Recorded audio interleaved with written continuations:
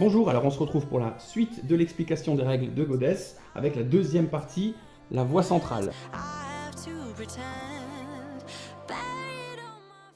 La voie centrale, c'est la zone où on va avoir les combats. Typiquement, c'est là où il va y avoir de la baston, c'est là où les déesses vont être face visible et vont s'affronter. Vous verrez dans les deux vidéos suivantes que, à la fois dans la vallée, à la fois dans le village, il n'y a pas de combat, les déesses ne s'affrontent pas. Donc la voie centrale, c'est très simple.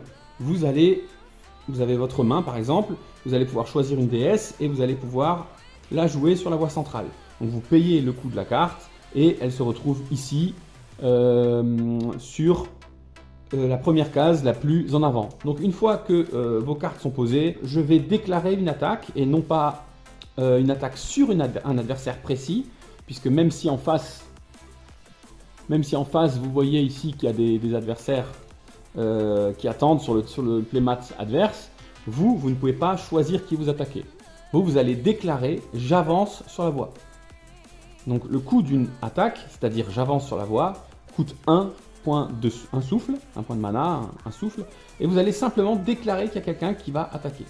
Et c'est à l'adversaire de décider « je laisse passer », donc à ce moment-là, s'il n'intervient pas, s'il ne la bloque pas, vous allez directement ici dans les Victory Points. Et donc là, vous gagnerez par exemple un point de mana avec cette carte.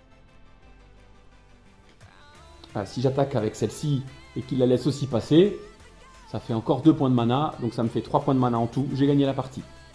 Mais s'il ne les laisse pas passer et s'il décide de les interrompre, de les bloquer, à ce moment-là, donc pour lui c'est gratuit, bloquer c'est toujours gratuit. Pareil, si quelqu'un vous attaque vous pouvez dire je bloque avec elle, je bloque avec elle. Et à ce moment-là, vous allez rentrer comme ça en confrontation directe dans un combat. Ça va former un combat.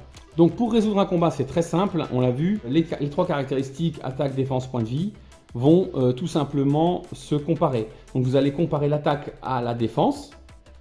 Si votre attaque est plus grande que la défense, vous lui enlevez un point de vie. Les combats sont toujours simultanés. C'est-à-dire qu'elle, en même temps, elle vous attaque aussi. Elle vous attaque, donc vous comparez son attaque avec votre défense. Si elle est plus grande, si elle est au-dessus, vous perdez un point de vie. Ce n'est pas la différence des caractéristiques. Hein. Si elle a 9 et que vous avez 1, vous ne perdez pas 8 points de vie. C'est toujours une blessure quand une attaque réussit à passer. Donc quand vos points de vie sont à 0, votre déesse meurt et va dans le cimetière. Quand un combat est terminé, la carte est fatiguée. Admettons que celle-ci meurt, la carte là est fatiguée. L'adversaire a une carte fatiguée. Si personne ne meurt, parce que tout simplement je lui enlève par exemple un point de vie, elle m'enlève un point de vie, mais on en avait tous les deux 3, le combat reste en place pour le prochain tour. Quand ce sera à l'adversaire de jouer, il va faire toutes ses actions et quand il arrivera à la fin de son tour, on va aussi résoudre ce combat-là. Plus les nouveaux combats qu'il aurait éventuellement engagé. Donc voilà pour les combats. Évidemment, je l'ai déjà dit, vous avez 6 emplacements maximum. Vous ne pouvez pas poser une déesse de plus quand vous en avez 6. Hein, vous avez 6 cases tracées. Vous ne pouvez remplir que ces 6 là.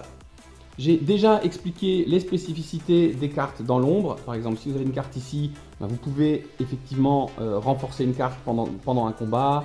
Si vous en avez plusieurs dans l'ombre, vous pouvez décider de renforcer plusieurs fois. Dans ce jeu, vous pouvez de toute façon faire toutes les actions autant de fois que vous le voulez, tant que vous avez du mana. Et que la carte, bien sûr, est toujours active, elle est toujours redressée. Et voilà pour les spécificités de la voie centrale, la zone de combat. On va pouvoir passer immédiatement à la vidéo numéro 3 avec les spécificités du village.